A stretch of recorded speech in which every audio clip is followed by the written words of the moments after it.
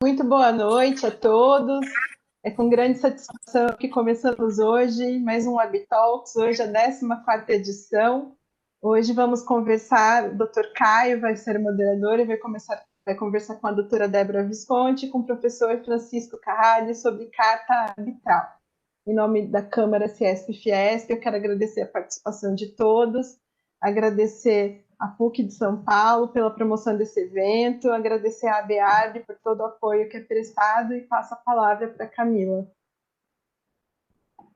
Obrigada, boa noite a todos. Eu estou aqui hoje em nome do professor Cláudio Finkelstein e da Associação Brasileira de Estudantes em Arbitragem, ABARB. Eu só queria agradecer à Câmara de Conciliação, Mediação e Arbitragem da CIESP-FIESP, especialmente a Lilian, não só por apoiarem a iniciativa do Arbitalks, mas também por nos ajudar com toda a organização sempre. Também queria agradecer aos nossos palestrantes, a Débora Visconti e ao professor Carralho, por aceitarem debater com a gente hoje sobre carta arbitral. E também queria agradecer ao Caio Brasinato, que vai moderar o painel de hoje. O Caio é bacharel e mestre em Direito pela PUC São Paulo, ele tem LLM pela Stanford University e agora está como advogado no SCADA em Nova York.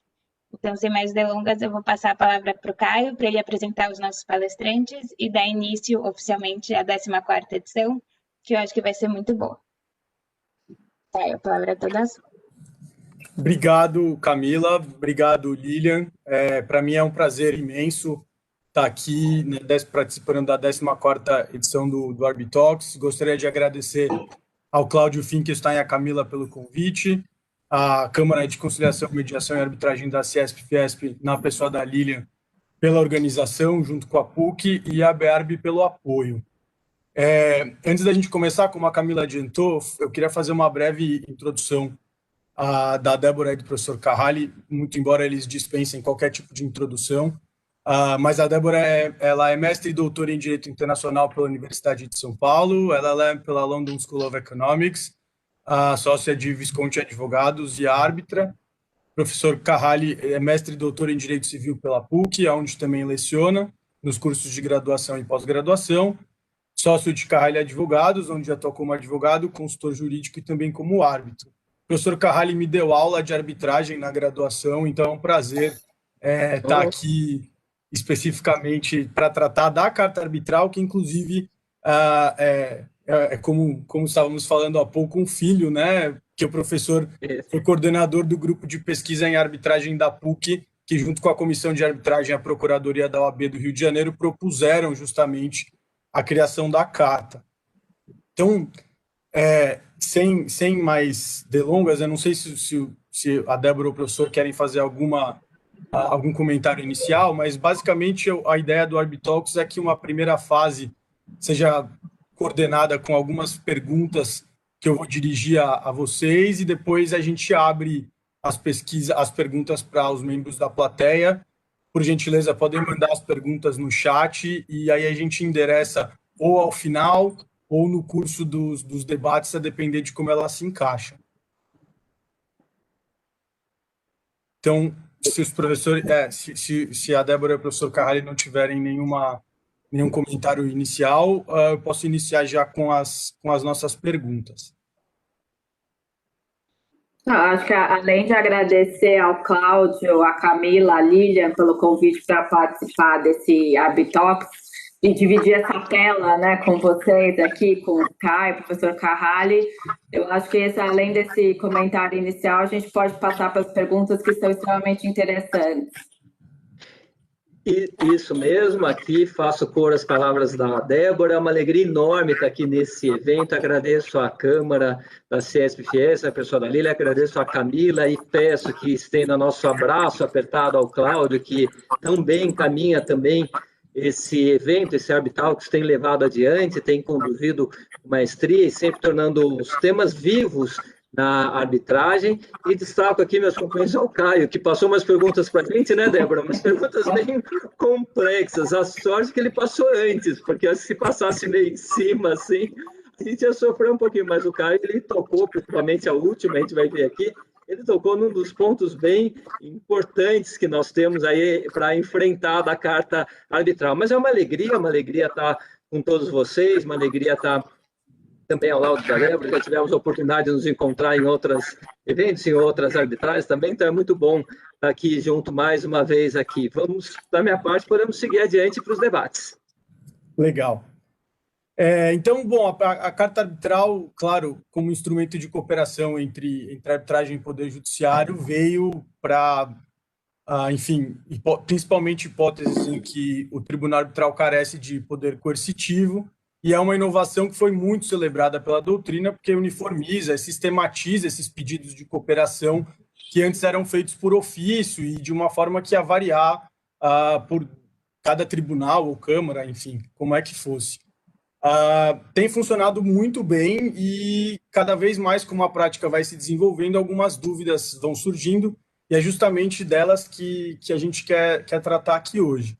Então, a primeira pergunta para ambos, naturalmente, quais são os principais cuidados e pontos de atenção que um árbitro ou a Câmara Arbitral devem observar quando eles vão expedir uma carta arbitral? É aconselhável que, na medida do possível, o árbitro tente fomentar o cumprimento voluntário da decisão antes de buscar a execução com auxílio do Poder Judiciário por meio da carta arbitral? E, por último, na prática de vocês com as cartas arbitrais, o que mais tem sido objeto de pedidos de cooperação? Pedidos de arresto, pedidos de cumprimento de medidas liminares, condução coercitiva de testemunhas? Por favor, nos contem um pouco da prática de vocês com relação a isso. Obrigado. Obrigada, Caio. Eu difiro a palavra ao professor Carralho, que sendo o pai da carta arbitral, ele tem que começar. Opa, mesmo? Não quer começar, Débora? Não quer falar um pouquinho? Bom, Opa, bom, eu vou me cuidar aqui para não falar muito. Eu estava brincando com todos, com a Débora, com o Caio, porque falar da carta arbitral para mim é sempre uma alegria enorme. Mas o Caio já fez a referência de que nasceu lá nos bancos da PUC e realmente ela foi lançada e agora ela está numa fase de amadurecimento. Ela tem toda a influência dos estudiosos, dos acadêmicos e da prática, que vai traçar aí o seu perfil, né?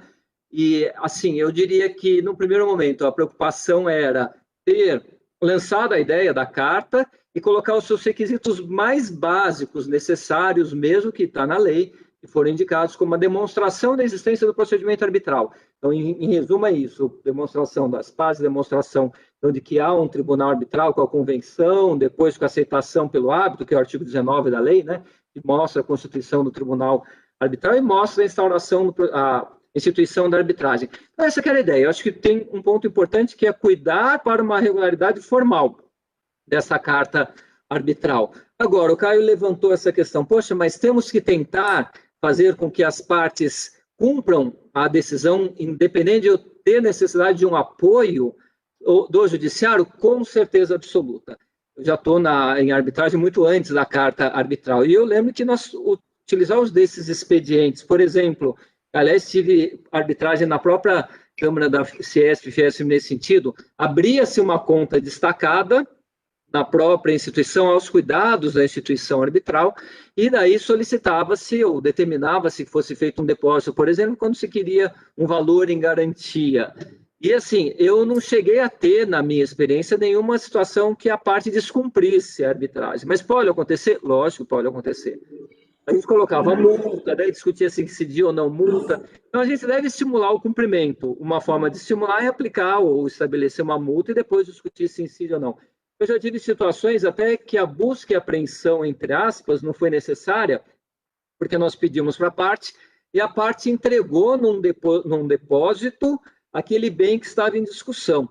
Então, a gente procura, como tribunal arbitral, acho que conversa com os advogados, principalmente, procura uma atuação colaborativa para se conseguir que essas medidas não sejam enérgicas. Mas, se precisar, e aí entra a carta arbitral, precisa do apoio, precisa da colaboração, porque a intervenção no mundo empírico, que é aqueles atos mesmo enérgicos, isso o tribunal arbitral não pode fazer, a secretaria não pode fazer, e é melhor que fique no judiciário. Eu não sei a Débora, mas eu sempre achei, Débora, que é melhor que seja sempre através do judiciário como a própria execução. Agora, sobre casos comuns, o Caio fez essa pergunta, eu vou falar, na verdade, o que tem de oitiva de testemunha, mas eu vou falar e bloqueio de e-mail. Eu vou falar dois casos que para mim foram bem interessantes.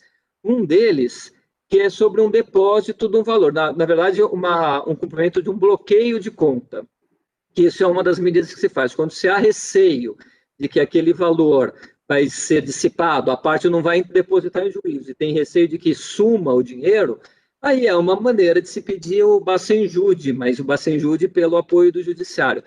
Essa é uma medida que tem sido comum, uma situação liminar, determinar. E o que foi curioso é que o tribunal, eu fiquei muito em dúvida, mas o tribunal não era o presidente, mas entendeu que deveria ser feito sem a oitiva das duas partes, sem comunicação para as partes. Geralmente, o tribunal determina a expedição da carta, a secretaria expede, advogado cumpre.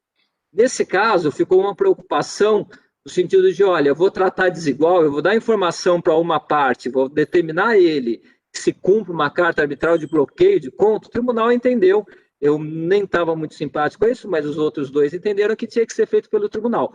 Até aí tudo bem, então, o tribunal que cumpriu a carta precatória, a carta arbitral, é uma característica diferente, mas o que eu quero chamar a atenção, olha só, Caio, Débora, o que aconteceu? A juíza, quando recebeu, fez a penhora online com Bacenjude, que ela pode, automático, não tinha recursos, mas fez o que tinha, mas ela indeferiu o pedido de sigilo do cumprimento da carta arbitral, que, aliás, também saiu de uma iniciativa da PUC, né, do grupo de pesquisa, que fala que no cumprimento da carta arbitral deve ser observado o segredo de justiça. Tem discussão sobre a constitucionalidade desse dispositivo, o TJ em São Paulo tem essa discussão, mas ela simplesmente indeferiu o segredo de justiça, não falou por falta de pressuposto legal, acho que ela não conhecia o Código de Processo Civil novo, né, talvez, enfim, mas disse falta de pressuposto legal. E minha dúvida do tribunal foi, quem recorre dessa decisão? É o tribunal arbitral que recorre? É a presidente do tribunal? Até acabei, ato falho, falei que era uma presidente mulher, mas é a presidente que recorre? Como que é feito um recurso diante de uma carta arbitral por ordem do tribunal? Achei bem curioso. E um outro caso que eu achei curioso foi que foi solicitado, e eu acabei deferindo, por insistência do advogado, uma carta arbitral para citação. Eu, no meu entender, a citação com as cautelas do regimento interno, do regulamento da Câmara, era suficiente. Mas a parte pediu, falou, olha, por segurança minha, eu quero uma citação por hora certa ou por edital. E pediu. Eu falei, olha, eu não posso determinar uma citação por hora certa, eu não posso determinar a citação por edital, porque isso são providências que são do processo civil. O que eu autorizei, e até eu conversei, nós fomos numa audiência de assinatura de termo, inclusive, mas ele pediu para suspender e para citar, o que eu autorizei, foi expedida, foi uma carta de citação. E eu lembro bem que ele insistiu, mas eu quero carta itinerante, eu quero precatória, como se fosse uma precatória itinerante, eu quero edital. Eu falei, olha, doutor, não sou eu que resolvo. Por mim, a citação pela forma feita pela Câmara é suficiente.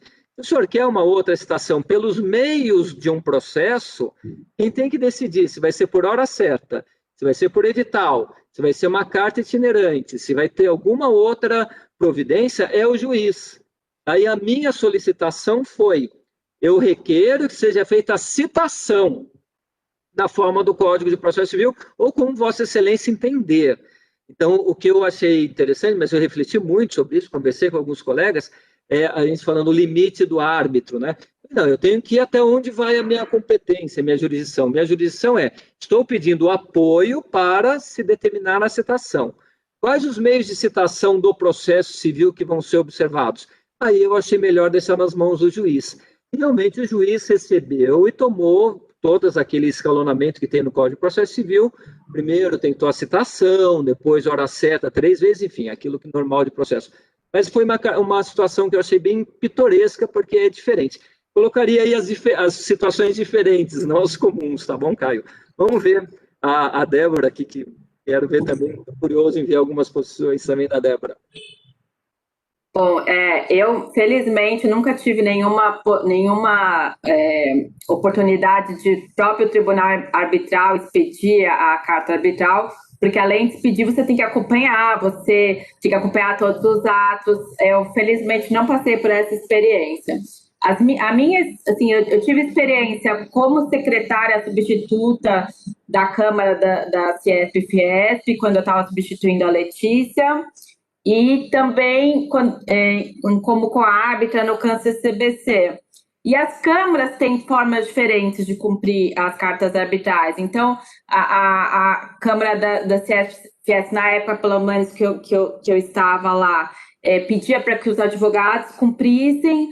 O CAN e a Camarb protocolam e pedem para os advogados acompanharem. Então, isso tem algumas diferenças nisso. Existe uma cooperação muito legal entre as câmaras, de dividir experiências que deram certo, que deram errado, e o que vai aprimorando o sistema. Nesse caso que eu tive na CCBC, uma curiosidade assim, foi que o ato solicitado, quando ele foi transcrito pela Câmara, enfim, pela Secretaria, ele não foi exatamente o que a gente tinha colocado na ordem processual. E isso gerou que a gente tivesse que fazer um aditamento à carta arbitral. Então, essa também é uma outra questão que eu acho que, pelo menos eu nunca vi dos juízes recusarem sem antes pedirem algumas informações, se está faltando algum detalhe. Então, também de existir essa cooperação. E os casos assim, mais interessantes que eu tive de carta arbitral foram de cooperação de terceiro. Então, esse caso que eu mencionei, que o ato solicitado não estava exatamente como estava na ordem processual, antes de iniciar a arbitragem, as partes já tinham tentado em cautelares antecedentes, bloqueio via Bacen-Jude, que não tinham, a requerida não tinha nenhum recurso, então todos tinham ficado infrutíferos. Então, a gente começou a arbitragem e a parte pediu novamente que fosse, que a gente solicitasse esse bloqueio via Bacen-Jude, e o tribunal tomou a decisão de, antes de pedir uma carta arbitral ou coisa do gênero, de pedir para que a requerida depositasse aquele dinheiro numa conta da Câmara, uma conta separada da Câmara. A requerida não depositou, e aí a requerente pediu que o tribunal arbitral pedisse uma carta arbitral para que um terceiro que era credor da requerida depositasse aquela quantia numa conta à disposição do juízo. E a gente acabou expedindo a carta arbitral, porque, na verdade, a gente não estava determinando o bloqueio de bens daquele terceiro. A gente estava simplesmente pedindo para que ele depositasse quantias que eram da requerida em uma conta. E, no fim, eu não posso dizer se teve cumprimento ou não, porque as partes fizeram acordo. Então, às vezes, muitas vezes também a liminar é uma forma, se a parte já percebe que o caso dela é fraco, com a concessão de uma liminar, é uma forma também de incentivar as partes a fazerem acordo. E um caso que eu li, que eu achei muito interessante, que até depois gostaria de ouvi-los, é o caso da Embrapa Mining Company, que o tribunal emitiu uma carta arbitral para que uma das partes cumprisse uma determinação. Era um caso de comercialização de minério de ferro. Essa parte não cumpriu, foi pedida a carta arbitral para que a parte cumprisse, voltando um ponto. Essa parte não cumpriu, o juiz determinou, então, a imposição de multa para que a parte cumprisse, a parte novamente não cumpriu, e o juiz determinou, então, que um terceiro fosse citado, então, para cooperação naquele processo. Então, é um caso muito complexo em termos de contratos. Ele, inclusive, tem um artigo super interessante sobre esse caso na Revista Brasileira de Arbitragem, nesse último volume, no 67, mas a parte que estava sendo... que deveria cumprir a obrigação era a parte que era a empresa que era responsável pela logística da extração de minério de ferro. E a parte que foi determinada que cooperasse naquela decisão foi a dona da mina. Então, o que estava acontecendo? a requerente não tinha mais acesso à pesagem do minério de ferro que estava sendo extraído e não conseguia mais determinar se o valor estava sendo pago estava correto. Aliás, parece que não estava nenhum valor estava sendo pago, mas ela nem teria como fazer essa avaliação. Então, o que o juiz determinou, o que o tribunal determinou e o juiz concordou, foi só que a requerente tivesse acesso a essa pesagem. Então, e essa decisão foi confirmada pelo STJ, inclusive esse adendo, né, do juiz para cooperação e cumprimento da carta arbitral. Eu achei esse caso super interessante, não tinha visto nada, o juiz determinar, então, ir além, né, do que está na carta arbitral, e eu até imagino que vocês conheçam esse caso. Depois, se a gente tiver um tempinho no final, gostaria de ouvi-los sobre o cumprimento pelo juiz dessa carta. Né, eu já até adianto, Débora, eu acho que é bem interessante mesmo, mas eu acho que o juiz deve, dentro do possível, cooperar ao máximo para que aquele objetivo final seja atendido, né? Então, é bem interessante. Eu acho que o pedido da carta arbitral olha, eu quero uma solução que me garanta esse resultado, do modo geral. Então, eu vejo como uma possibilidade, sim, um pouco similar àquela situação que eu falei. O que o árbitro quer é a citação, né? Ele quer trazer. Agora, como que vai ser feito? Daria uma certa flexibilidade com os instrumentos do Código de Processo Civil, né? Mas bem interessante essa decisão. Essa decisão, eu confesso que eu vi a decisão, mas não tinha entrado nesses detalhes do cumprimento da carta aplicatória. Eu tinha pensado mais no lado mesmo da decisão em si, mas tem essa peculiaridade bem interessante, sim. Claro, e esse caso, eu acho que é o RESP 179-8089 de Minas Gerais, de relatoria da ministra Nancy Endrigues, se eu não estou enganado. Cito aqui só para referência da plateia, porque realmente é um caso super interessante. E ele linka diretamente com a nossa segunda pergunta. Eu destaco uma frase, um trecho do acórdão, onde a ministra Nancy Endrigues fala exatamente que o cumprimento da carta arbitral abre aspas, não constitui atividade meramente mecânica, fecha aspas, pelo Poder Judiciário. Isso é o que não me leva exatamente à segunda pergunta. Ela pontua isso no voto, mas, no final das contas, acabou dando cumprimento à carta no sentido de estender, na verdade, determinar um cumprimento de uma decisão do tribunal arbitral que afetava um terceiro. E aí o STJ, como bem explicou a Débora, ele entra um pouco ali no mérito sobre se dava para vincular aquele terceiro ou não, sobre se era efetivamente uma vinculação ou não. Por isso que eu acho que a discussão muito interessante, quer dizer, dentro do grau de cognição que o STJ, que o Poder Judiciário deve fazer quando analisa uma carta arbitral, analisar se aquele contrato está ou não está dentro do escopo da jurisdição do tribunal é uma tarefa complicada. Então, por isso fica aqui a minha segunda pergunta. O Poder Judiciário pode se recusar a dar cumprimento a uma carta arbitral? Se sim, em quais circunstâncias? E aí o exemplo é justamente esse. Se o Poder Judiciário verifica, em caráter prima facie, a existência de um vício de jurisdição ou de um vício na convenção de arbitragem, ou mesmo de algum dos vícios previstos no artigo 32 da lei de arbitragem, ele pode se recusar a dar cumprimento à carta? E aí a pergunta é, o que é o resultado disso? Né? Ele vai simplesmente se recusar a dar cumprimento? A decisão de recusa de cumprimento tem algum efeito no curso da arbitragem que tá acontecendo em paralelo? Enfim, uma série de ponderações que acho que me parece ligam exatamente com esse ponto que a Débora trouxe e com as discussões sobre deixar para o juiz interpretar, o juiz pedir esclarecimentos. Então, o que o juiz faz quando ele recebe a carta? Queria ouvir de vocês. Bom, vamos lá. Eu vou falar aqui, na verdade, é boa a vida acadêmica, né? Quando a gente está na faculdade, a gente encontra com um, encontra com o outro. Aliás, a iniciativa de sugerir a carta arbitral foi exatamente no momento que eu estava lá no quinto andar da PUC. Quem conhece a PUC sabe que eu tenho o quinto andar, onde toma café, o pessoal pós-graduação toma café, e um aluno de processo, ele veio falar comigo, o juiz, ele veio falar comigo, olha, eu recebi um pedido de um tal juiz arbitral, o que é isso? Veio um pedido para mim, o que é para eu fazer? Eu falei, olha, eu expliquei o que era arbitral. E ele falou, olha, eu sei que você dá aula de arbitragem, não sei o que é mediação, arbitragem, as pessoas que não conhecem falam como o Sandy Júnior, né?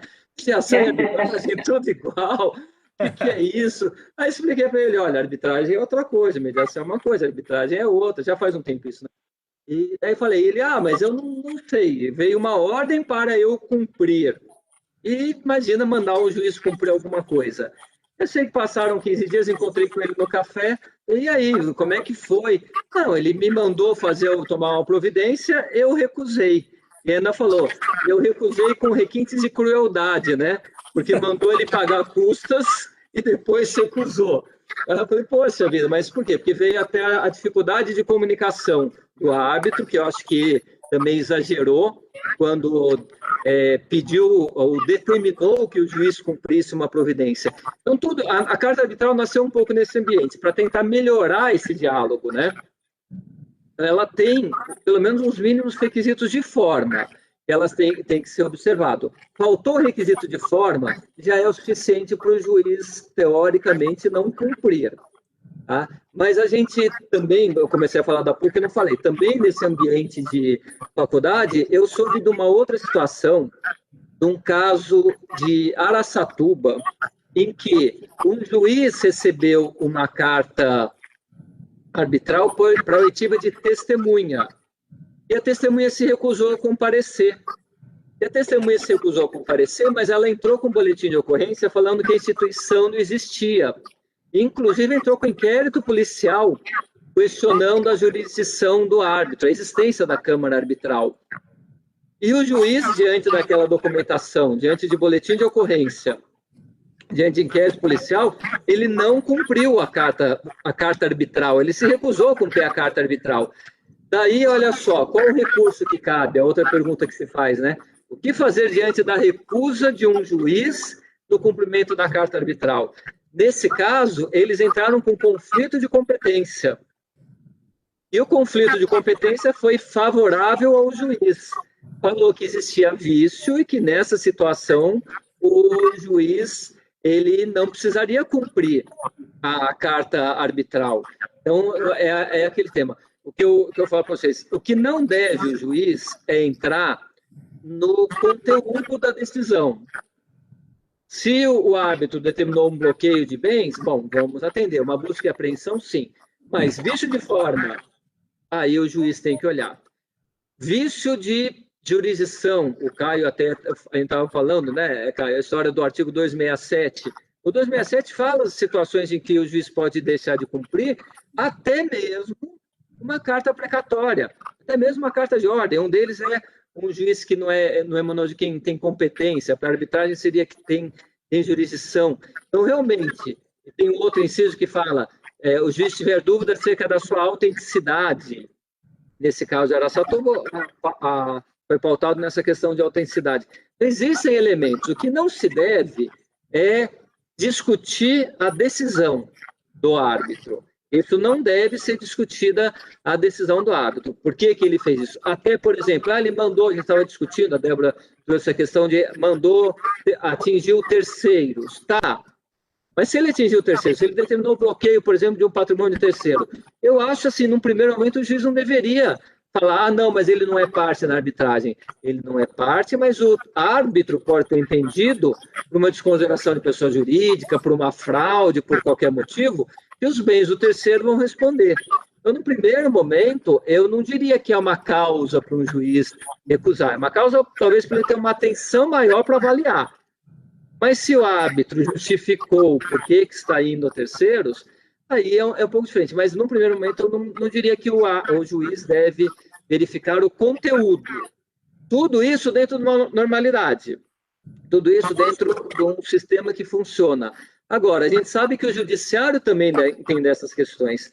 Tem um outro caso que a gente fala, que é o seguinte, vocês já devem lembrar, já faz um tempo, em que uma carta de ordem de um ministro do Supremo Tribunal Federal foi descumprida por um juiz federal. simplesmente foi descumprida pelo juiz federal. Tudo bem, depois, não vou falar os nomes, tá? Depois, esse juiz federal foi convidado a se aposentar, depois dos problemas, mas ele chegou até a ser promovido para o tribunal por conta de atividade. E depois resolveu, mas chegou a descumprir, porque ele questionou a legitimidade na época de ministro. E, recentemente, nós tivemos outro caso desse. Esse é mais recente, vocês devem lembrar mais, né? Eu brinco quando eu falo para os meus alunos, eu moro, mas não falo com quem foi, né? Que se acusou a cumprir uma ordem que veio para ele e ele simplesmente falou, não vou cumprir. Ou, na verdade, ele resistiu um pouquinho para cumprir uma ordem que veio. Por quê? Porque ele achou que alguma coisa estranha tinha. Então, é um caso também bem famoso. Então, lógico, os mesmos problemas que acontecem no judiciário, entre juiz, desembargador, ministro e juiz de primeiro grau, podem acontecer por mais razão ainda da arbitragem. Nós temos que ser cautelosos. Teoricamente, não é para invadir o conteúdo da decisão. Mas eu cito aqui um exemplo bem fácil de assimilar. Imagina qualquer juiz que receba uma ordem de busca e apreensão vinda de um tribunal arbitral.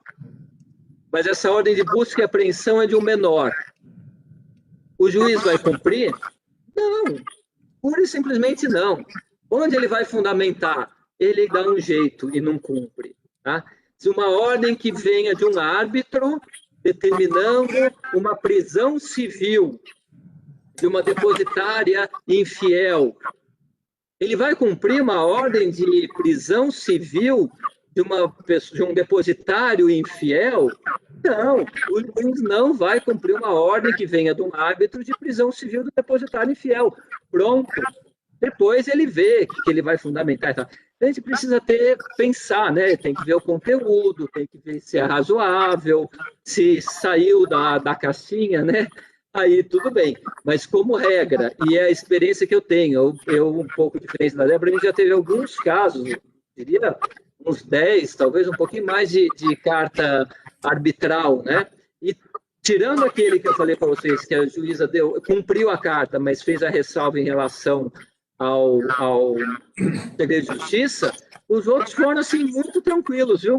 Muito tranquilos. Ou cumprido pela secretaria, ou cumprido pelo advogado, foi bem tranquilo, não teve nenhum problema, porque eu acho que agora tem uma certa estrutura, mas absurdos eles vão ser sempre, o judiciário está lá para ficar atento a absurdos, né? Daí ele deve intervir, sim.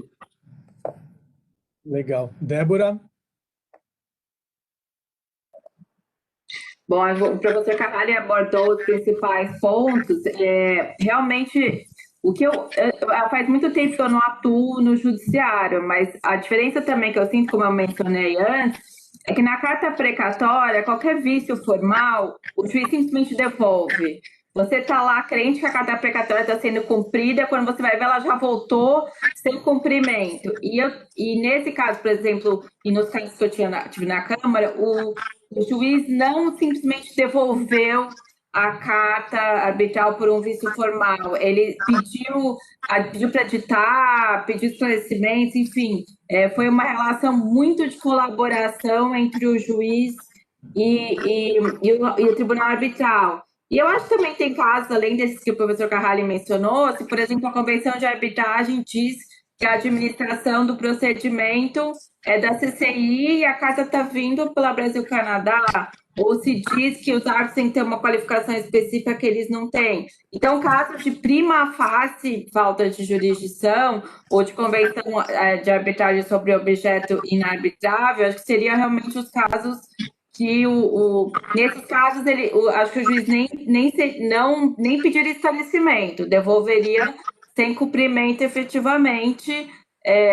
E assim, acho que realmente no começo, com os ofícios, era muito complicado. A gente evitava a todo custo. Eu acho que nos 15 anos que eu trabalhei com o doutor Maria, a gente não emitiu ofício nenhuma vez, que fazia todas as ginásticas, ofício para o judiciário cumprir. A gente emitia direto e rezava, né? Porque realmente a chance do ofício não ser cumprido pelo judiciário, aí você ficava com uma negativa de cumprimento do juiz, que era um problema adicional para o tribunal arbitral. Era melhor ter a negativa do cumprimento do cartório do Mato Grosso que a gente teve do que a negativa de cumprimento do juiz. Então, eu acho que realmente a iniciativa de inserir a carta arbitral no nosso sistema é muito positiva e realmente tem funcionado de forma excepcionalmente bem, com muita colaboração. E, obviamente, a gente está falando dos grandes centros, né? Eu não tenho nenhuma experiência e também não tenho notícia de cumprimento de carta arbitral no interior. Não no interior de São Paulo, que eu acho que já está bem avançado, mas em cidades pequenas do norte, nordeste, que podem não estar tão afeitas assim à arbitragem. A Débora acho que levantou uma questão importante, né? Nós estamos no Brasil, né? E tudo pode acontecer. É difícil de imaginar as dificuldades essas que se tenha em outros lugares. E, inclusive, a questão de instituições de fora, que talvez não tenham Tudo bem, se a gente procurar na internet, vocês vão encontrar um modelo de carta arbitral, mas às vezes a instituição lá fora acaba não tendo assim, o conhecimento, a técnica da própria expedição da carta, né? Isso pode criar algum embaraço na comunicação, mas a Débora levantou um ponto importante. Eu acho que tem sido bom e saudável essa comunicação, né? O juiz verificar o que precisa para cumprir. Nesse ponto, a ideia é, olha, a gente tem um meio, vocês têm que conversar. Porque eu também, lá atrás, antes de ter tudo isso, eu lembro que teve uma outra decisão, comentaram comigo, né?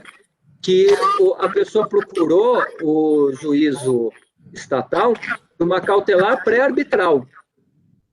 E o juiz extinguiu o processo em julgamento de mérito e falou, não, você que procurou essa tal arbitragem, você que se vire lá, eu não vou fazer absolutamente nada. Se não tem tribunal arbitral ainda, se lá não consegue eliminar porque ainda não formou, isso é problema seu. Então é a mesma ideia, antes corri esse risco, eu não vou fazer nada porque se é jurisdição arbitral eu não vou interferir. Então, a ideia é exatamente mostrar que não, é uma cooperação. A ideia foi colocar no ambiente de colaboração nacional, né? Da jurisdição nacional, mostrar que um colabora com o outro, cada um na sua área de jurisdição, né? Caio, deixa eu só fazer um complemento, que eu lembrei, enquanto o professor falava, que logo que foi promulgada essa lei, o SEBA fez um modelo de carta arbitral e colocou à disposição. Até conversando aqui com vocês, eu pensei que a gente podia até atualizar esse modelo com base na evolução da experiência desses 5 anos para cá, mas a gente acabou tomando essa iniciativa exatamente pensando que, sim, tem muitos centros que não têm experiência, aliás, na época ninguém tinha, mas pensando em contribuir para o desenvolvimento da carta arbitral. No começo, Débora, a primeira carta arbitral não tinha código de distribuição. Não conseguia, não conseguia dar entrada porque não tinha código, né? Da carta arbitral. Daí foi feito um pedido para o juiz distribuidor, falou, opa, é verdade. Mas aí deu certo. Agora tem lá o código carta arbitral. É isso, a superação dessas dificuldades procedimentais iniciais, acho que a gente já dá para dizer que já está num estágio bem mais avançado do que estávamos antes. E eu não sei se foi um convite, Débora, para a gente mexer naquele modelo, mas se foi, está aceito já, viu? Da minha parte, pelo menos, um prazer. Não, eu acho que é uma ideia que eu só tive agora, a gente está justo mexendo atualizando o site, atualizando o conteúdo, e é a gente ter essa carta, né? A nossa finalidade é contribuir com o desenvolvimento da arbitragem, né? Então, acho que a atualização dessa carta, eu já vou colocar o seu nome, do professor Carrali, como candidato à atualização da carta. Vamos ver, estamos à disposição. Muito boa ideia mesmo, né? Muito boa. Dá uma olhada, se tem algum detalhe, né? Isso é muito importante, eu acho que dialoga bastante com a ideia da pergunta, na medida em que é uma cooperação, e enquanto cooperação, é preciso que a coisa seja feita da melhor maneira possível de ambas as partes. E aí, justamente com a popularização da arbitragem, ela está cada vez mais sendo desenvolvida por instituições em todos os cantos do país, ajuda muito essa ideia da procedimentalização para maximizar a efetividade mesmo das cartas e justamente para evitar que vícios formais ou que esses outros vícios cada vez menos se coloquem à frente do cumprimento de uma carta e evitem, né? Para quem sabe, se a gente for fazer uma reedição dessa conversa daqui a alguns anos, a gente já tenha muito menos exemplos desses de casos menores para dizer que não foram cumpridas. Então, acho que, a não ser que tenhamos mais algum comentário com relação a essa segunda pergunta, eu queria passar para a terceira, que também acho que é um ponto igualmente que vai gerar bastante discussão e é bastante interessante também, porque para esse caso, diferentemente da pergunta anterior, que tinha alguma resposta, pelo menos no artigo 267, ou alguma guia para a resposta, agora a gente talvez esteja falando de um campo um pouquinho mais árido, também sem nenhuma decisão judicial que possa nos guiar. A pergunta é a seguinte: em uma arbitragem estrangeira, portanto com a sede fora do Brasil, pode o árbitro ou a instituição arbitral expedir uma carta arbitral diretamente ao juiz togado brasileiro? Ou seria necessário requerer o cumprimento da medida de cooperação por meio da expedição de uma carta rogatória? Se for viável uma carta arbitral, qual seria o juízo competente para processar essa carta? O juiz federal de primeiro grau competente para a prática do ato ou o STJ? Isso aí, Caio. Essa pergunta a gente já até conversou um pouco antes, mas é uma pergunta daquelas, né, que daria aqui uma tese, um trabalho bem acadêmico para falar sobre ela, inclusive lembrando aí de talvez um pouco material a respeito. Agora, eu lembro o seguinte, falando de pai e filho, né, a gente faz o filho para o mundo, né? A gente faz o filho e depois o filho vai sofrer influência da escola, da academia, dos outros profissionais, dos amigos. Então, assim, ele segue o seu caminho, ele é lapidado pelo seu caminho. Quando surgiu a ideia da carta arbitral, num primeiro momento que isso aconteceu, nós pensamos na carta arbitral como um meio de comunicação, de colaboração, entre os juízos locais. É uma cooperação nacional. Até a sua inclusão no Código de Processo Civil foi no capítulo que fala da cooperação da jurisdição nacional. Foi nesse sentido. E confesso, até porque com a arbitragem internacional, minha experiência na arbitragem internacional, não no direito internacional como todo, mas na arbitragem internacional, até então, naquela época, era menor. Depois ficou um pouco melhor, mas na época não era muito. Mas a ideia foi criar a carta arbitral como meio de comunicação dentro do juízo aqui da cooperação nacional. Esse foi um objetivo. Mas, assim, depois que surgiu essa ideia da carta arbitral, algumas pessoas têm comentado mesmo da sua utilização. Aí eu fui, por acaso também, no final da redação, no finalzinho dos detalhes do Código de Processo Civil, eu fui convidado também para dar alguns palpites na parte de homologação de sentença estrangeira. Porque até então eu estava trabalhando um pouquinho com essa parte de homologação de sentença estrangeira, né? Não em arbitragem, mas geral, e fui convidado para dar alguns palpites sobre esse ponto também. E eu lembro que a redação que nós tínhamos na época da lei, do projeto do Código de Processo Civil sobre essa parte, estava um pouco ruim, mereceria alguns ajustes. Por exemplo, ele falava mais da homologação de sentença estrangeira, mas falava pouco da decisão, de decisões interlocutórias, que é o EZ4, né, que é necessário. E ainda mais do que isso, ele não ressalvava muito os tratados, as convenções que nós temos. Daí nós fizemos a sugestão de efetivamente criar um modelo de homologação de sentença estrangeira, de homologação de decisão estrangeira, em que nós temos homologação de sentença e o EZ4 para decisão, falando de sentença judicial. Na época, nós queríamos colocar isso em primeiro grau, isso que eu comentei um pouquinho antes entre nós, né? Queríamos colocar isso para que fosse cumprido diretamente pelo juiz de primeiro grau, quando viesse uma carta rogatória ou uma sentença estrangeira, e fosse direto direcionada para a Justiça Federal. E que, se houvesse impugnação, daí sim, competência exclusiva do STJ para apreciar a impugnação. Não passou, nós tivemos um evento, comentei também na própria CIESP e Fiesp, nós tivemos um evento aí, na época de projeto ainda, que era uma ideia, não passou. Bom, mas nós tínhamos um desafio. O que fazer? Então, mantém tratado, convenções internacionais e tratados, isso ficou bem claro, que antes eu tinha uma dúvida, isso foi mantido. E depois, decisão interlocutória, então, exequatur, e sentença, homologação de sentença estrangeira. E nós fizemos uma ressalva. Por quê? Porque até então já tinha a carta arbitral, né? Eu já tinha trabalhado na carta arbitral, mas fizemos a ressalva no 960, parágrafo 3º. A homologação de decisão arbitral estrangeira obedecerá ao disposto em tratado em lei, sempre, porque essa a preocupação, Débora, você vai comentar depois de tratados, se nós temos alguns que dispensa passar pelo STJ. Então, respeita-se tratado. Um tratado hoje pode resolver como vai fazer um cumprimento de uma decisão arbitral. Aplicando subsidiariamente o disposto desse capítulo. Vale dizer, ou tratado, ou convenção internacional, ou esse capítulo. E esse capítulo é o quê? Rogatório, homologação de sentença estrangeira.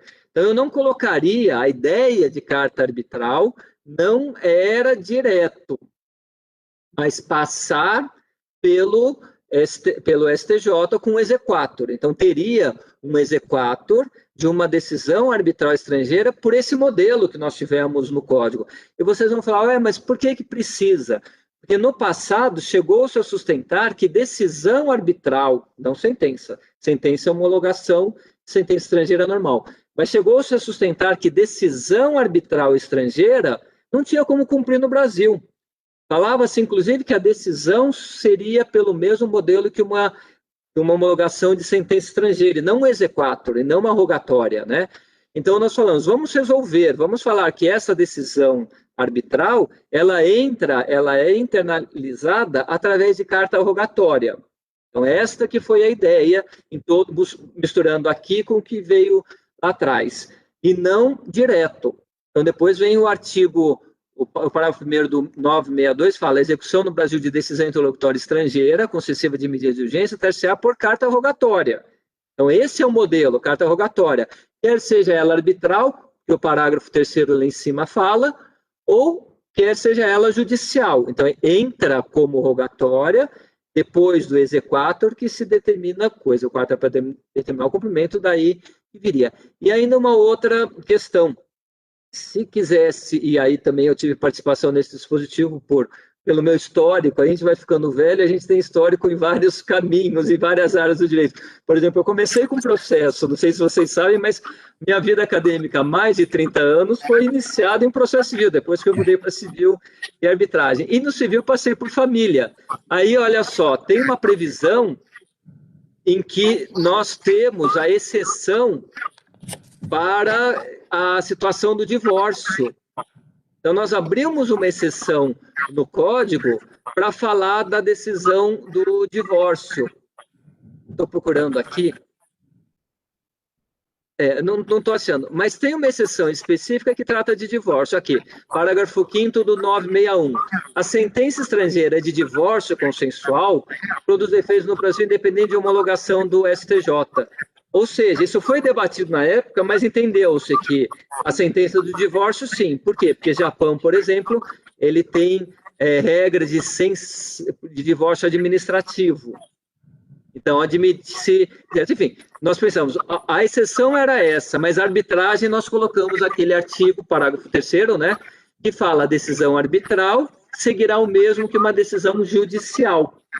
Tá? Então, a opção, no primeiro momento, de estruturação, era o que a gente tinha, porque a gente tinha a resistência de outras pessoas. A gente mandava propostas, vinha a proposta e falava, não, isso não dá. Mandava outra proposta, vinha a recusa.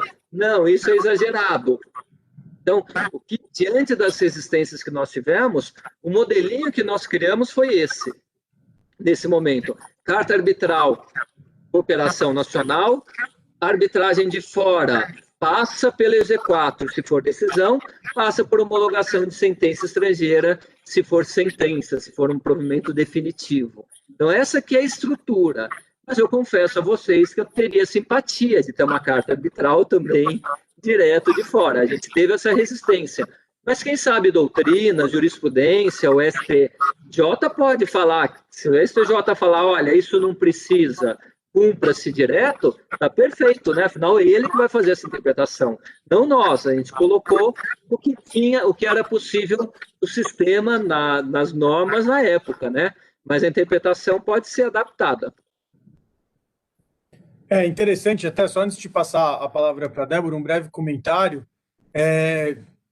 Houve há algum tempo um evento, um dos episódios do Hard Talk, que foi com o ministro Sanseverino e com a doutora Andréa Galhardo, e eles comentaram também com esse viés talvez mais favorável, embora reconhecendo a ausência de previsão específica, que isso realmente pudesse ser feito em alguma medida, né? Ambos, na verdade, o ministro Sanseverino disse que não havia se deparado ainda com essa hipótese, e a doutora Andréa comentou que um colega das varas empresariais de arbitragem do Fórum Central de São Paulo já havia se deparado e dado cumprimento. Então, claro, a gente não tem maiores detalhes, mas não deixa de ser uma manifestação de duas instâncias do judiciário se mostrando, pelo menos em tese, favoráveis a essa possibilidade. Perfeito. Tomara que siga assim.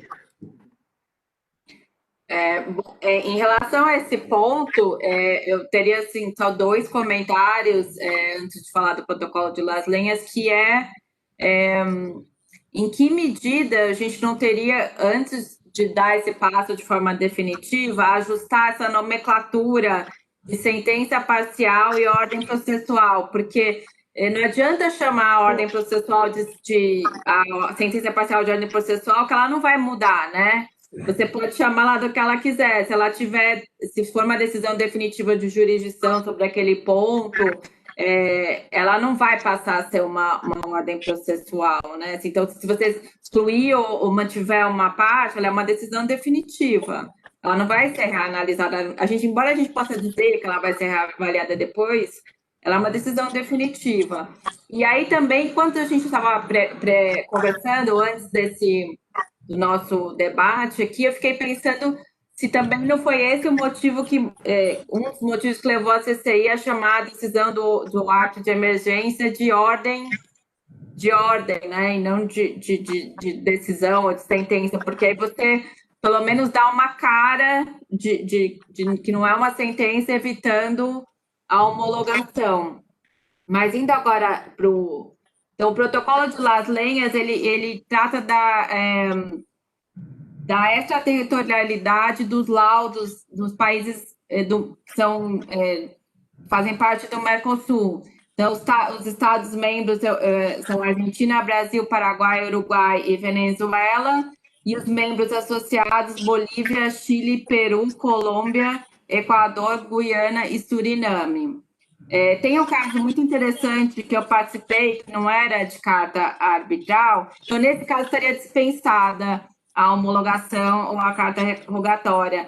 Tem um caso que até enquanto a gente estava conversando, eu pesquisei para ver se ele era público, de um caso de uma sentença proferida na Argentina, então as partes são Mercovia e Comissão Mista Argentina-Brasileira, que as partes optaram pela homologação da sentença por segurança jurídica. Então, o processo é o SEC 10432. Se vocês tiverem curiosidade de olhar, vocês vão perceber que, embora seja uma sentença proferida no âmbito do Mercosul e pelo protocolo de Las Lenhas fosse dispensável a homologação, a Mercovia optou por homologar, por envolver, então, essa comissão mista envolvendo estados, né, para ter garantia de execução.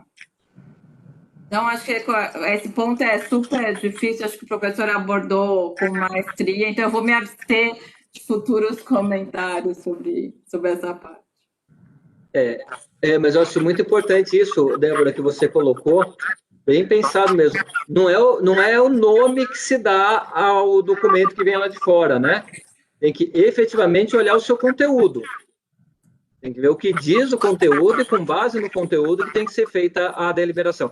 Esse tipo de coisa o juiz tem que olhar. Tem que olhar. A gente está falando aí o que o juiz tem que olhar nessas ordens, nessa carta rogatória, na sentença, ele tem que olhar. Porque se tiver uma falha dessa, ele tem que identificar no conteúdo da decisão mesmo, né? Porque dentre os árbitros, né, começou a ter um movimento, vamos dizer assim, de chamar tudo de ordem, porque aí você evitava uma anulatória no meio do procedimento, ou a gente não dá, porque teve uma época que as pessoas ficaram congeridas a sentença parcial, aí não se dava sentença parcial em nenhuma hipótese, ou se desse, chamava de ordem para evitar. E eu acho que esse movimento funcionou durante um tempo, agora estão todos mais atentos, né, a esse tipo de manobra terminológica, vamos dizer assim, né? Claro, e é uma decisão que está também super acalorada no âmbito da doutrina internacional, especialmente no que diz respeito às medidas de urgência, né? Então, se uma tutela de urgência deferida por um tribunal arbitral numa hipótese internacional, se ela tem, por natureza, né, uma característica, ela tem a natureza de uma sentença arbitral parcial, ou se ela tem uma natureza de ordem. Isso varia de jurisdição para jurisdição, e está gerando diversos questionamentos, porque isso vai interferir em questões elementares, como, por exemplo, se a Convenção de Nova York vai se aplicar a uma medida de urgência concedida pelo tribunal.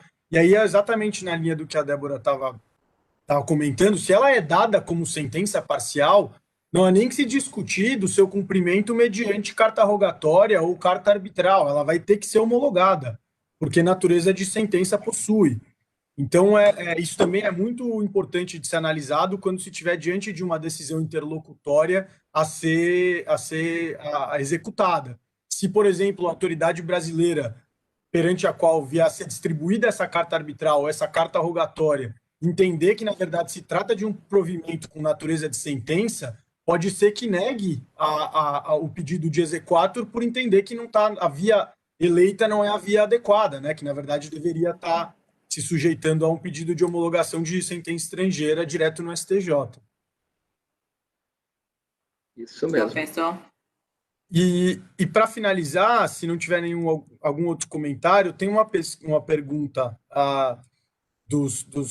da nossa plateia, do Vinícius, perguntando se a interação entre os tribunais arbitrais e os juízes estatais em outros países funciona melhor ou pior do que no Brasil, e se tem alguma ideia, algum exemplo que a gente possa trazer.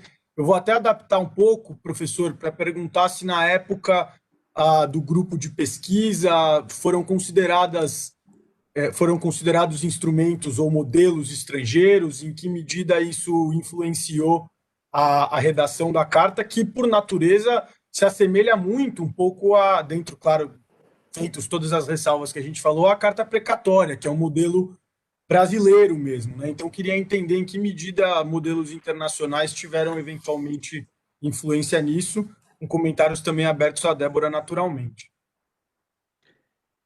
Caio, a ideia, como você colocou, foi aproximar de carta precatória mesmo. O nome, o modelo e os requisitos, os mesmos requisitos, então foi aproximar a uma carta precatória. Nós chegamos a fazer um levantamento muito rápido de como seria lá, e não encontrei nenhum modelo, não. E, na época, eu tive a oportunidade de estudar pós-doc em Salamanca, e há muito tempo já faz mais de um bom tempo. Mas, na época, eu cheguei a falar com o professor de lá, se tinha algum modelo. E ele falou, não. Eu falei, mas como é que se comunica aquilo? Ele falou que lá é muito simples, inclusive tem uma outra característica. Eles cumprem-se muito fácil uma decisão arbitral. E o Brasil tem uma característica totalmente diferente aqui, que é imenso. Aqui nós temos... Eu não diria que nós temos mais câmara arbitral no Brasil do que na Europa inteira, mas talvez a Débora possa falar isso. Mas se bobear, está quase, viu? Porque aqui no Brasil, se for olhar, tem mais de 100 instituições arbitrais. Não estou falando de São Paulo, estou falando do Brasil, né? E Portugal conta-se nos dedos, na Alemanha conta-se nos dedos. Então, acho que são características que talvez levem a nós termos algumas questões que lá eles não têm. Então, mas eu não sei, eu confesso que a única consulta que eu fiz foi para esse professor amigo, ele falou, não, aqui não temos nenhum modelo, a gente pede, automático, é encaminhado e eles atendem, né? E, então, e outra, eles têm uma cultura de arbitragem há muito tempo. Então, lá um juiz não vai falar o que é essa tal de arbitragem e mediação, que eu não sei do que se trata, né? Provavelmente o juiz, quando aparece, agora no Brasil já está superado, mas quando aparecesse alguma coisa dessa, ele ia saber, já ia ter todo um histórico, acredito eu. Mas a cola, o recorte e cola foi da carta precatória, tá? O recorte e cola com ajustes foi da carta precatória, não foi nenhum modelo internacional, não. Débora, não sei se tem alguma experiência. Não, eu não tenho, mas eu imagino que em países que são favoráveis à arbitragem, né, como França, Alemanha, Estados Unidos, em parte, tenham modelos de cooperação que funcionem bem. Imagino até que Estados Unidos, Reino Unido, tenham modelos até mais simples de cooperação que aqui, porque todo o sistema, né, tende a ser mais simples. Eu até um ponto para a pesquisa, essa questão no Reino Unido, que costuma, embora seja favorável à arbitragem, costuma intervir mais no mérito, né, das decisões do que os outros países favoráveis à arbitragem, mas realmente não tenho nenhuma experiência. Quem sabe o Caio, que trabalha hoje em Nova York, possa contribuir respondendo essa questão do Vinícius. Claro, não tem de fato uma previsão específica. Por exemplo, aqui nos Estados Unidos, o Federal Arbitration Act não trata especificamente, não chega a tratar especificamente da forma de ocorrência de cooperação, por exemplo, no sentido de instrumentalizar um mecanismo, como é justamente o caso da carta arbitral. E acho que é justamente por isso que ela está sendo tão louvada na doutrina brasileira, porque de fato, a Débora ressaltou o receio na época, quando era o ofício, de expedir, por ter o receio de uma resposta negativa, e o próprio ofício ele não era uniforme, por definição, porque cada tribunal, cada árbitro e cada câmara ia expedir esse ofício de uma forma diferente, né? E aí, consequentemente, a carta vem para uniformizar e eliminar esse problema. Daí o fato de ser tão louvável. Me lembro de alguns outros exemplos, mesmo antes da existência da carta arbitral, era unânime na doutrina que o mecanismo apropriado era, de fato, o ofício. E aí me lembro, lendo o livro do professor Carmona a respeito disso, que ele, inclusive, menciona que era da mesma forma que acontecia, por exemplo, na Itália. Então, me parece que a informalidade, ela vige para esse tipo de medida de uma maneira geral. Acho que poucas legislações foram específicas, pelo menos até onde eu tenho conhecimento, no sentido de dispor sobre um instrumento específico de cooperação. A própria lei modelo também, quando prevê hipóteses de cooperação, e até onde me constam os dispositivos do Código de Processo Civil francês que tratam das medidas de apoio, ele simplesmente impõe o dever do Poder Judiciário de fazer a cooperação e de ajudar, mas não a forma de instrumentalização desse dever, como aconteceu no nosso caso com a carta arbitral. Então, se a gente não tiver nenhum comentário adicional, eu vejo que me parece não temos mais nenhuma outra pergunta. Só antes de realmente passar para o encerramento, queria saber se tem algum comentário, alguma questão adicional de vocês, professor Carrali e Débora, acrescentar? Não tenho não, só renovar que assim, nós estamos numa fase ainda de teste, né, entre aspas, de experiência da carta arbitral. Certamente virão algumas polêmicas, alguns outros debates, como esse do direito internacional, mas o que se tem sempre que pensar é colaboração. Tem que pensar o que fazer para resolver, porque o judiciário ele tem que saber, ele não está atendendo, que era uma ideia do passado, né? Ele não está atendendo o árbitro, ele não está atendendo a Câmara Arbitral, o Tribunal Arbitral. Nós tivemos a cautela de falar que é uma solicitação do árbitro, né? A gente tem que saber que ele não está atendendo o tribunal, a Câmara, a Secretaria, ele está atendendo o jurisdicionado, né? Ele está atendendo a parte que tem direito a uma tutela. Essa tutela declaratório, de reconhecimento do direito, é na arbitragem, mas de intervenção no mundo empírico, essa tutela precisa do judiciário, então ele tem que ter essa ideia, olha, nós estamos fazendo alguma coisa em prol da parte, em prol do jurisdicionado, em prol do cidadão, da pessoa, né? Então é só entender e a melhor maneira de atender esta pessoa que é o jurisdicionado, né? E por isso que a gente teve esse tato de criar um modelinho de solicitação, de pedido de cooperação e cooperação mesmo, né? Com esse objetivo. Então, essa tem que ser a ideia, esse tem que ser o objetivo. O que fazer para atender a parte, o jurisdicionado. Então, trabalhar com esse foco, né?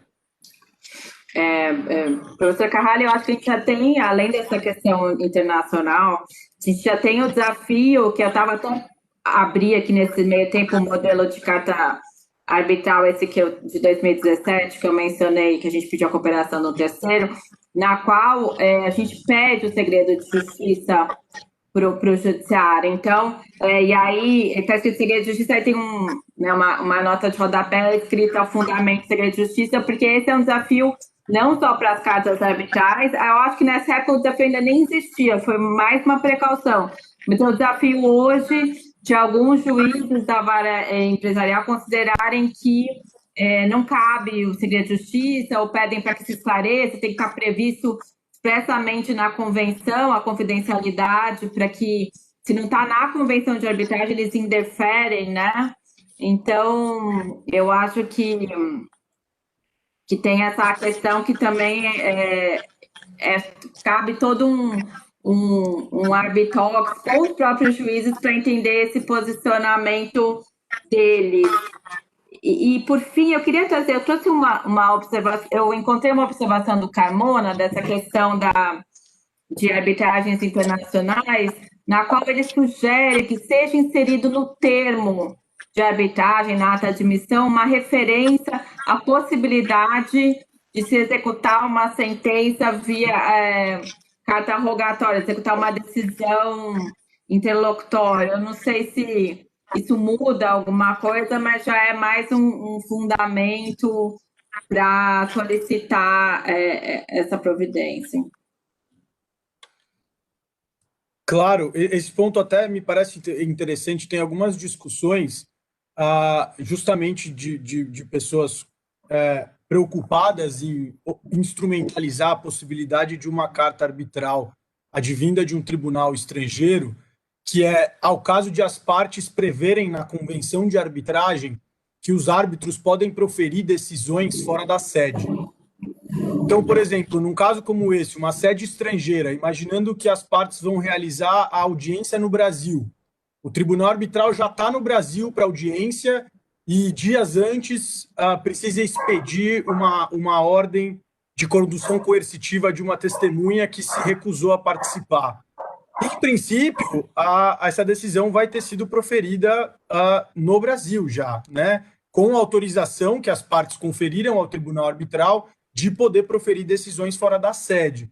Então, tem alguns autores que defendem que nessa hipótese específica haveria a possibilidade de esse tribunal arbitral expedir uma carta arbitral direto para o juiz brasileiro. Mas é muito boa essa ideia, achei. Sim, o que temos que concordar que faz bastante sentido, especialmente nesse cenário prático que eu coloquei, né? Porque ajuda a visualizar o quão oneroso teria que ser fazer o tribunal que já está no Brasil para conduzir a testemunha ter que fazer uma carta rogatória via STJ, quer dizer, ia ser um pouco... Então, parece uma alternativa interessante. Esse modelo, sim, Caio, isso agora eu entendi, porque colocar no termo que pode ser feita uma ordem direta lá, cumprida aqui, isso não resolve, na ata de admissão, tudo não resolve. O que se faz é exatamente isso, já tinha comentado mesmo, tinha esquecido agora, mas é esse lado. Traz e a decisão é proferida no Brasil. Se a decisão é proferida no Brasil, mesmo que seja por um tribunal de fora, segue a mesma ideia de sentença estrangeira ser fora, sentença nacional ser proferida aqui. Então, um tribunal formado pela CCI, uma arbitragem envolvendo a Espanha e uma empresa brasileira, mas que venha proferir uma sentença no Brasil, que a sede da arbitragem é no Brasil, não precisa homologar. Alguns fazem isso, inclusive, né? Faz arbitragem CCI no Brasil ou de outras, enfim, Agora, a ideia de decisão seria a mesma coisa. Se eu legitimar uma decisão como sendo decisão brasileira, resolve esse impasse, né? Eu já vi esse tipo de discussão e para efeito de tutelas de urgência mesmo. Você falou de testemunha, você contou o caso esse eu não conhecia, de um caso de ouvir a testemunha e pedir a ordem processual aqui, um cumprimento de uma carta arbitral para intimar. O que eu vi era um pouco diferente, é que as medidas cautelares seriam adotadas aqui, porque daí o cumprimento da medida cautelar com sede no Brasil seria automático. Então, essa que era a questão, a ressalva que foi feita. Se cautelares seriam apreciadas, então, fora da sede do processo principal, mas a cautelar seria na sede onde ela teria que ser cumprida, exatamente para facilitar a sua efetivação. Então, nesse sentido que eu tinha visto, eu achei bem interessante e aí eu acho 100% válido. Então, se a gente deslocar para o Brasil uma apreciação de uma cautelar, ou de busca e apreensão, uma cautelar de bloqueio de contas, uma cautelar de alguma suspensão de alguma ordem, ou de alguma de encaminhamento de alguma mercadoria, de despachar uma mercadoria no porto, de reter uma mercadoria, enfim. Se eu deslocar para cá a sede da tutela provisória de medidas de urgência, resolveria. E foi nesse sentido que eu tinha visto uma discussão, também é discussão acadêmica, isso nós discutimos no pós-graduação. Mas eu achei bem interessante, que é nessa linha do que você falou. Claro, acho que é um pouco da adaptação que a criatividade do advogado e da doutrina vão proporcionando, né, nesse debate que é bastante acadêmico, mas também com impactos práticos absolutamente relevantes a julgar por todos os exemplos que a gente trouxe, que são coisas que impactam diretamente no bom fluxo, no bom transcurso de um procedimento arbitral. Acho que a gente vai ter que repetir essa discussão daqui a algum tempo, talvez com um pouco mais de clareza nos posicionamentos, para ver se os nossos exercícios de futurologia foram aceitos ou como é que isso se desenvolveu. Já fica, desde já, aqui a minha disponibilidade para a gente repetir isso e seria um prazer. Prazer é nosso. Alegria nossa. Isso. Vou também fazer a sugestão para o pessoal sobre um Arbitalks com alguns juízes, como a Débora sugeriu, para tratar desses pontos. E, por fim, não havendo mais nenhum comentário e estou checando aqui nenhuma pergunta, eu gostaria de agradecer a presença de todos. Mais uma vez, é um prazer ter estado aqui com o professor Carrali, com a Débora, para discutir esse tema. E todos esses desenvolvimentos super interessantes a respeito dele. A próxima edição do Arbitalks, claro que vai ser divulgado, mas já fica aqui uma chamada, vai ser sobre arbitragem e agronegócio, com o Marcos Reis, a Letícia Badawi e o moderado pelo Fernando Lula. Então, abro para eventual consideração final da Débora e do professor, mas de minha parte, de novo, reitero o agradecimento pela presença de todos. Eu também gostaria de agradecer a presença de todos os nossos ouvintes e agradecer ao Caio e ao professor Carrali pelo tanto que eu aprendi nesse nosso debate, foi extremamente interessante. Obrigada. Também aqui quero agradecer a todos vocês, Caio, com colocações interessantíssimas, a Débora, digo mesmo, aprendemos bastante com sua experiência, também nesse ponto. Agradeço à instituição, a pessoa da Lilian, agradeço a Camila também, que estende o nosso abraço ao Cláudio, e fica aqui, principalmente ao final, agradecimento a todos vocês que se interessaram por debater esse tema que é tão novo e que, embora talvez não tenha tanto material a respeito, é muito gostoso de pensar a respeito dele, pensar no que pode ser desenhado para melhorar o que nós temos hoje. E acho que está indo num bom caminho, viu? Estou bem contente, aliás, não só o cumprimento da carta arbitral, mas é uma impressão, uma percepção que eu tenho que, felizmente, o judiciário está valorizando bastante a arbitragem. A gente teve no passado talvez alguma resistência, né? Mas hoje, felizmente, o judiciário prestigia bastante a arbitragem, o que é muito bom para nós que estamos nessa área, ver esse reconhecimento como uma jurisdição mesmo, como uma forma de solucionar conflitos que está indo muito bem, né? Então, agradeço a todos vocês. Caio, devolvo a palavra. Muito obrigado, pessoal. Obrigado a todos mais uma vez e nos vemos na próxima edição. Isso aí. Abraço a todos vocês. Abraço.